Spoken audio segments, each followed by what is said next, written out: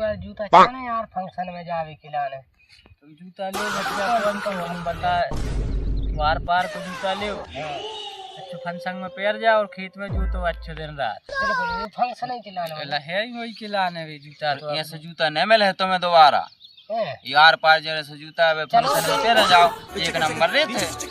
चलो आदि यार अरे हेलो चल रहे हैं अपन सागर कटरा में कटराई में मिले है कटरा में एक से एक जूता सागरे में मिले हाँ सागराई में अपने तो मिल ही नहीं सकता ठेला पे लगो है छाटो बीनो बिल्कुल हम कह रहे बिल्कुल सस्ते में ले 5 जाओ। रुपया भी कम में क्या हो तो दे दे वो सामने वालों ऐसा नहीं है। जूता की क्वालिटी अच्छी है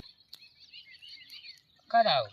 फंक्शन में सब एक नंबर तो लग है। अरे यार फंक्शन में लग है